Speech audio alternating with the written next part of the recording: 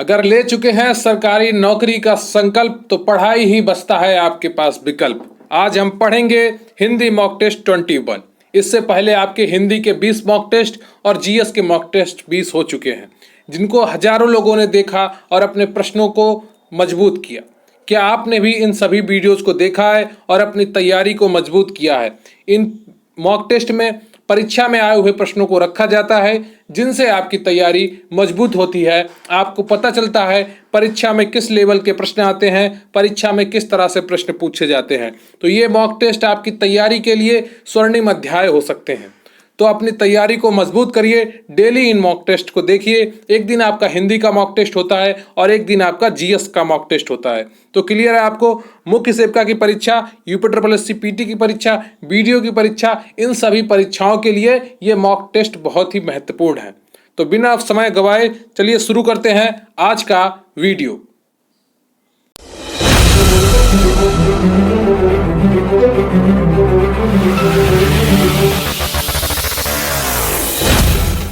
लेकिन उससे पहले मैं आपसे रिक्वेस्ट करूंगा कि आप वीडियो को लाइक कर लें, चैनल पर नए हैं तो चैनल को सब्सक्राइब कर लें। आपके कमेंट बहुत ही महत्वपूर्ण होते हैं हमारे लिए, तो प्लीज कमेंट करके जरूर बताइएगा कि आपको वीडियो कैसा लगा, और मैं वीडियो के दौरान जो आपसे प्रश्न पूछूं उसका उत्तर भी कमेंट बॉक्स में जरूर लिखिएगा।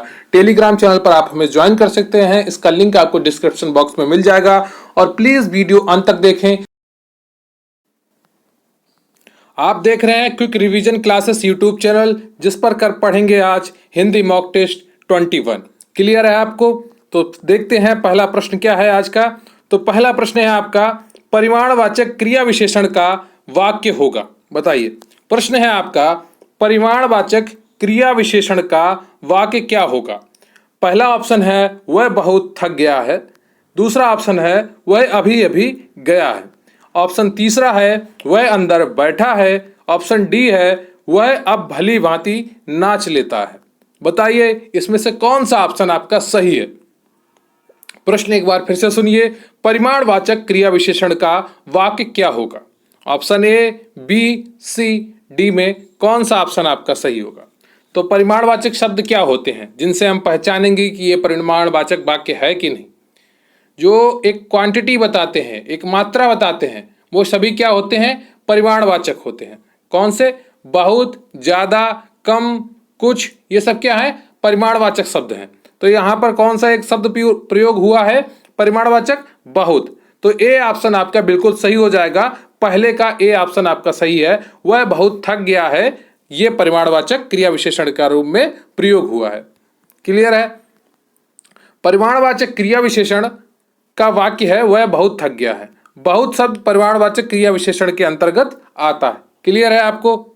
जो क्रिया की विशेषता बता रहा हो वो क्रिया विशेषण होता है। प्रतिदिन किस प्रकार का क्रिया विशेषण है? बताइए, प्रतिदिन किस प्रकार का क्रिया विशेषण है? रीतिवाचक, स्थानवाचक, परिमाणवाचक या कालवाचक? यूपीआरओ की परीक्षा 2010 में पूछा हुआ प्रश्न है, प्रतिदिन किस प्रकार का क्रिया विशेषण है? बताइए एबीसीडी में कौन सा ऑप्शन आपका सही हो जाएगा? तो दूसरे का ऑप्शन कौन सा सही होगा? डी। प्रतिदिन आपका कालवाचक है, ये समय को बताता है ना। प्रतिदिन, कितना समय? प्रतिदिन। ठीक है, तो जो समय को बताए वो क्या हुआ? कालवाचक हुआ। तो प्रतिदिन शब्द कालवाचक क्रिया विशेषण है। अर्थ के आधार पर क्रिया विशेषण के 4 भेद होते हैं। अर्थ के आधार पर क्रिया विशेषण के 4 भेद होते हैं। कौन कौन से? एक तो आपका रीतिवाचक, दूसरा परिमाणवाचक, तीसरा आपका स्थानवाचक, चौथा आपका कालवाचक। और आज का आपका प्रश्न है कि उत्पत्ति के आधार पर शब्द के कितने भाग होते हैं? उन शब्द भागों को नाम आपको आज कमेंट बॉक्स में लिखने हैं। फिर से आज का प्रश्न आप सुनिए, उत्पत्ति के आधार पर शब्दों के कितने भाग होते हैं, उनका नाम आज आपको कमेंट बॉक्स में लिखना है। क्लियर है? उत्पत्ति के आधार पर शब्द के कितने भेद होते हैं, क्लियर है? उसका उत्तर आज आपको कमेंट बॉक्स में लिखना है। उनके नाम भी लिखने हैं संख्या के साथ में। आपका अगला प्रश्न है, सालों बाद उसका प्रवासी पति लौटा है, इस वाक्य में कौन सा शब्द विशेषण है? बताइए, सालों बाद उसका प्रवासी पति लौटा है, इस वाक्य में कौन सा शब्द विशेषण है? ऑप्शन ए सालों, बी लौटा, सी प्रवासी, डी पति। बताइए एबीसीडी में कौन सा ऑप्शन आपका सही हो जाएगा? प्रश्न एक बार फिर से सुनिए, सालों बाद उसका प्रवासी पति लौटा है, इस वाक्य में कौन सा शब्द विशेषण है? तो पति लौटा है, कैसा पति लौटा है? प्रवासी पति लौटा है। कैसा पति? प्रवासी पति। तो तीसरे का कौन सा ऑप्शन आपका सही हो जाएगा? सी, प्रवासी यहां पर आपका विशेषण के रूप में प्रयोग हुआ है। क्लियर है आपका? सालों बाद उसका पति लौटा है वाक्य में प्रवासी विशेषण शब्द है जो पति की विशेषता बता रहा है। संज्ञा या सर्वनाम की विशेषता बताने वाले शब्दों को विशेषण कहते हैं। काला लड़का हंस रहा है, यहाँ काला विशेषण है और लड़का विशेष्य है। क्लियर है आपको? जिसकी विशेषता बताई जाए उसे हम क्या कहते हैं? विशेष्य कहते हैं। क्लियर है आपको?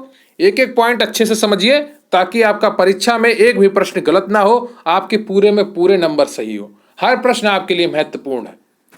अगर आपने संकल्प लिया है तो संकल्प से सिद्धि का रास्ता यही है कि आपका प्रश्न एक भी गलत ना हो। आप इतनी मेहनत कर लें कि सफलता आपकी कदम चूमे, आप सफलता के पीछे ना घूमें। निम्नलिखित में से किस विकल्प में सभी शब्द भाववाचक संज्ञा है? बताइए, निम्नलिखित में से किस विकल्प में सभी शब्द भाववाचक संज्ञा शब्द हैं? ऑप्शन ए अमीर गरीब समूह मिठास, ऑप्शन बी जवानी खट्टास पुस्तक गंगा, ऑप्शन सी रशीला कड़वाहट बुढ़ापा उन्नति, और ऑप्शन डी आपका धैर्य चालाकी उदासी सूर्य। ये ग्राम पंचायत अधिकारी परीक्षा 2016 में पूछा हुआ प्रश्न है। प्रश्न एक बार फिर से सुनिए। निम्नलिखित में से किस विकल्प में सभी शब्द भाववाचक संज्ञा शब्द हैं? ऑप्शन ए अमीर गरीब समूह मिठास, बी जवानी खट्टास पुस्तक गंगा, सी रसीला कड़वाहट बुढ़ापा उन्नति, डी धैर्य चालाकी उदासी और सूर्य। तो देखिए, इन प्रश्नों को करने का सबसे अच्छा तरीका ये होता है कि जो है नहीं उसमें उसको अलग कर दो, जो कुछ दूसरा हो, तो अपने आप उस ऑप्शन को आप हटा देंगे। तो जैसे इसमें क्या है, अमीर गरीब समूह मिठास, ठीक है, तो समूह आपका तो यहाँ पर समूहवाचक संज्ञा में आ गया, तो ये भाववाचक संज्ञा रहा नहीं। फिर आता है जवानी खटास पुस्तक गंगा, गंगा आपका तो व्यक्तिवाचक संज्ञा में आ गया, तो ये भी नहीं रहा। पुस्तक आपका जातिवाचक संज्ञा में आ गया, ये अमीर भी आपका जातिवाचक संज्ञा में आ गया, ठीक है। फिर आता है नीचे आपका डी ऑप्शन, तो ये ए और बी आपके गलत हो गए, ठीक है।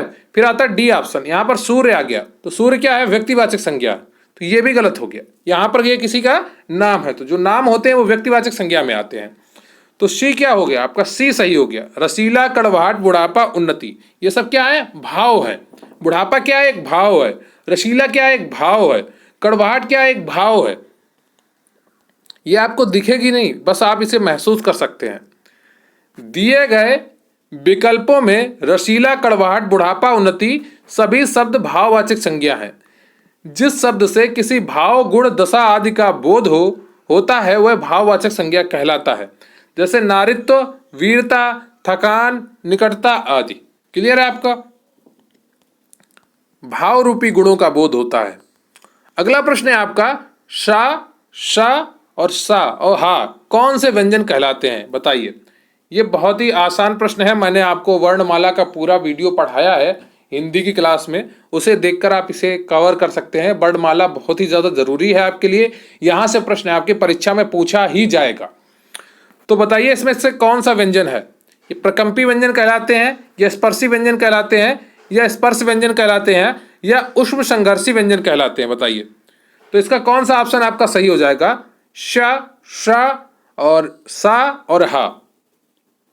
श, श, सा और हा, इनमें से कौन सा व्यंजन आपका ये कहलाते हैं? तो इसका सही उत्तर क्या हो जाएगा आपका? पांचवें का डी, ऊष्म संघर्षी व्यंजन कहलाते हैं। क्या कहलाते हैं? ऊष्म संघर्षी व्यंजन कहलाते हैं। क्लियर है आपको?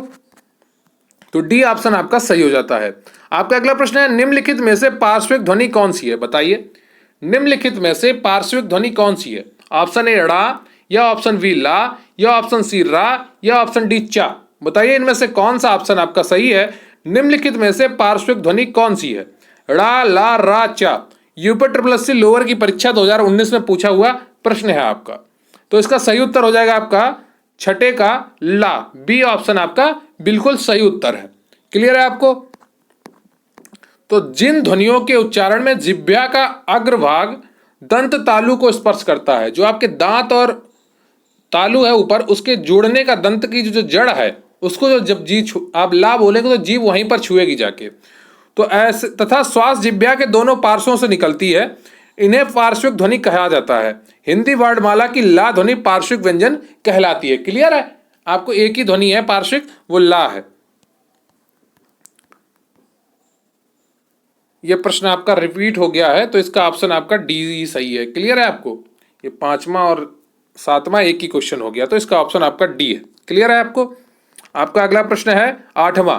निम्न में से स्त्रीलिंग शब्द कौन सा है? बताइए, निम्न में से स्त्रीलिंग शब्द कौन सा है? यूपी ट्रिपल एससी वीडियो 2018 में पूछा हुआ प्रश्न है।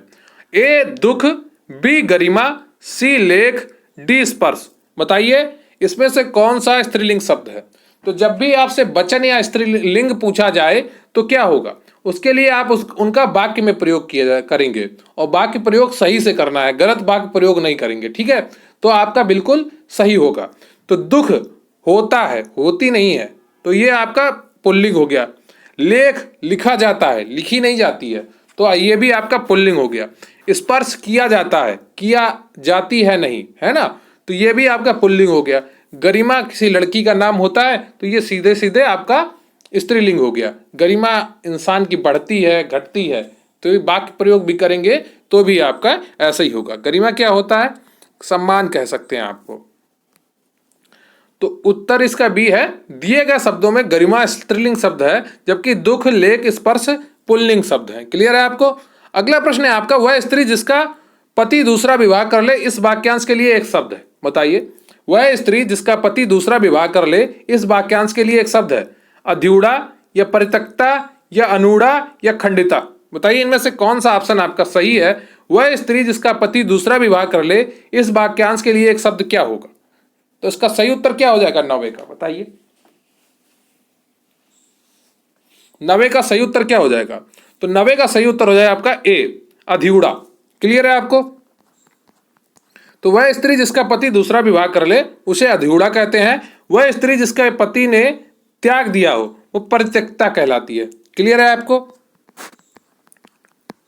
अगला प्रश्न है आपका, उचित अनुचित का ज्ञान रखने वाला वाक्यांश के लिए सही शब्द क्या है? बताइए, उचित अनुचित का ज्ञान रखने वाला वाक्यांश के लिए सही शब्द क्या है? विवेकी है या ज्ञानी है या चतुर है या दूरदर्शी है? बताइए आपके लिए कौन सा इसमें ऑप्शन सही है? उचित अनुचित का ज्ञान रखने वाला क्या कहलाता है? तो इसका 10वें का सही उत्तर क्या हो जाएगा? ए ऑप्शन, विवेकी कहलाता है। क्लियर है आपको? एक एक पॉइंट अच्छे से समझते रहिए और अपने तैयारी को बिल्कुल मजबूत करते रहिए। उचित अनुचित का ज्ञान रखने वाला विवेकी कहलाता है। वह जिसे किसी चीज का अच्छा ज्ञान हो ज्ञानी कहलाता है। जिसकी बुद्धि प्रखर हो चतुर कहलाता है। दूर तक की बात सोचने वाला दूरदर्शी कहलाता है। क्लियर आपको? उचित अनुचित का ज्ञान रखने वाला विवेकी कहलाता है।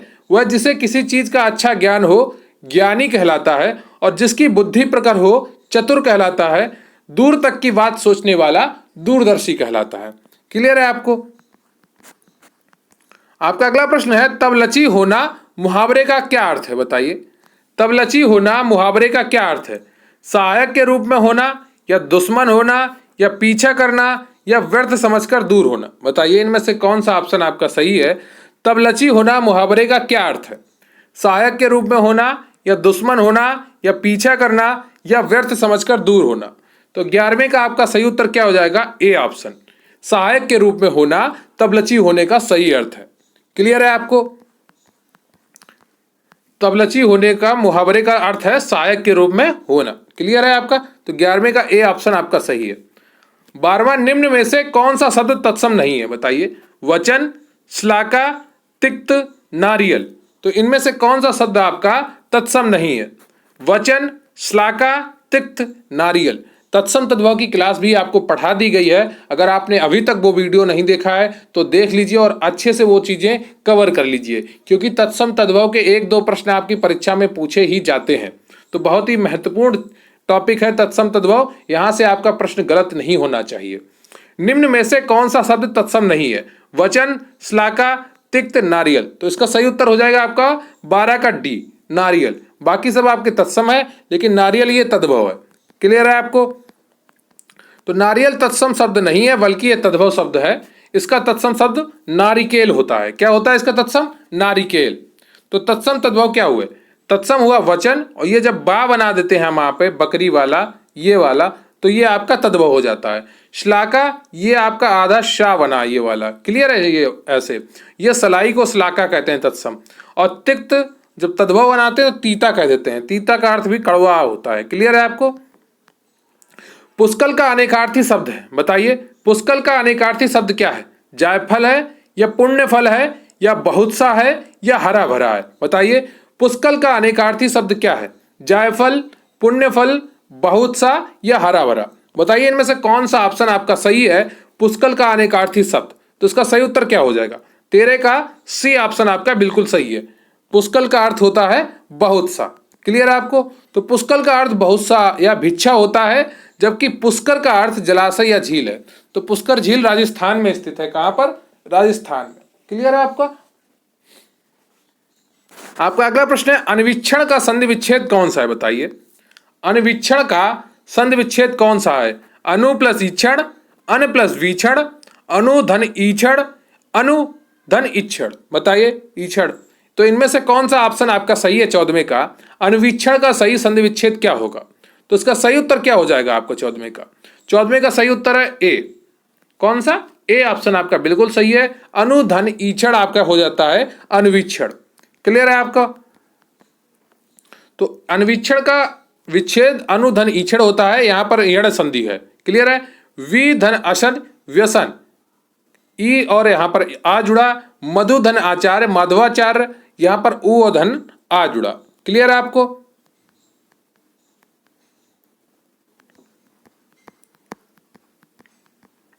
अगला प्रश्न है आपका 15वां, निम्न में कौन सा विग्रह संधि वृद्धि संधि का नहीं है? बताइए निम्न में से कौन सा विग्रह वृद्धि संधि का नहीं है? ऑप्शन ए एक धन एक, ऑप्शन बी सु धन अल्प, ऑप्शन सी वन धन औषधि, ऑप्शन डी भाव धन एक। बताइए कौन सा ऑप्शन आपका सही हो जाएगा? तो इसका सही उत्तर क्या हो जाएगा 15वें का? तो 15वें का आपका सही उत्तर हो जाएगा बी सु धन अल्प, क्लियर है आपको।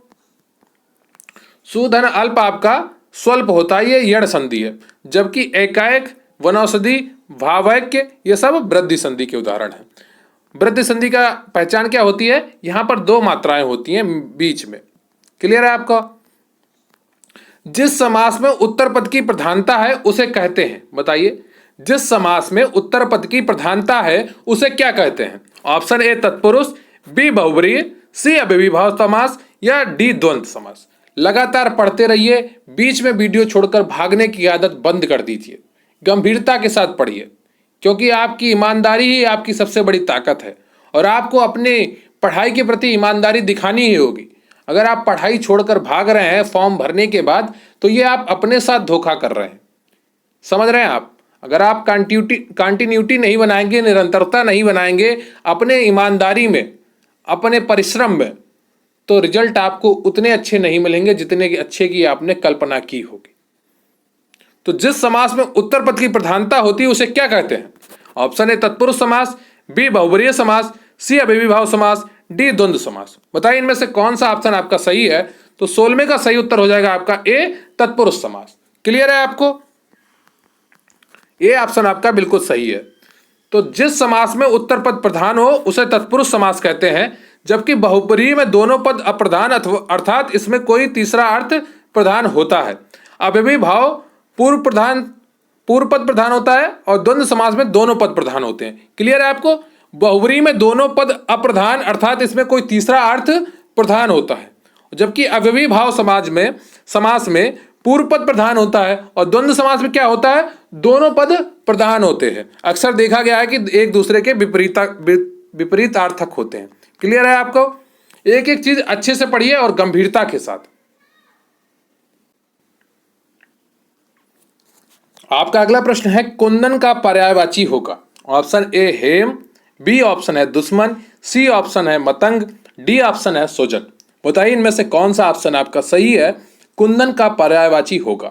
ऑप्शन ए हेम, बी दुश्मन, सी मतंग, डी सोजन। बताइए इनमें से कौन सा ऑप्शन आपका सही है? तो 17वें का आपका ऑप्शन सही हो जाएगा ए हेम। कुंदन किसका पर्यायवाची है? हेम का। तो कुंदन का पर्यायवाची शब्द हेम है और इसके अन्य पर्यायवाची क्या है? स्वर्ण, कंचन, कनक, हेम, जात रूप, क्लियर है आपका। अगला आपका जो दुश्मन है उसका पर्यायवाची होगा शत्रु, रिपु, अमित्र, बैरी आदि। और आपका हाथी का पर्यायवाची होते हैं गज, कुंभी, मतंग, द्वीप आदि। क्लियर है आपको? तो कुंदन का पर्यायवाची क्या हो जाएगा? हेम। 17 का ए ऑप्शन आपका बिल्कुल सही है। अब देखते हैं 18वां क्वेश्चन। धूसर का पर्यायवाची होगा, बताइए धूसर का पर्यायवाची क्या होगा? खनक होगा या बेसर होगा या सदन होगा या गजबदन होगा? ABCD में कौन सा ऑप्शन आपका सही है कमेंट करके जरूर बताइएगा। धूसर का पर्यायवाची होगा ए खनक, बी सी बेसर, बी सदन, डी गजबदन। इसमें ध्यान रखिएगा सी ऑप्शन आपका ऊपर लिखा है। क्लियर है? तो कभी कभी ये टाइपिंग मिस्टेक हो जाती है, उसको ध्यान रखिएगा। तो धूसर का पर्यायवाची शब्द क्या होगा? तो धूसर का पर्यायवाची शब्द होगा आपका सी ऑप्शन, बेसर। क्लियर है आपको? बेसर इसका पर्यायवाची शब्द होगा। तो धूसर का पर्याय शब्द बेसर होता है। इसके अन्य पर्याय गंधर्व, शीतलावाहन, चक्रीवाहन, रासव आदि है। गजबदन, गजानन, शंकर सुवन, लंबोदर, गौरीनंदन ये सब गणेश के पर्यायवाची हैं। क्लियर है आपको?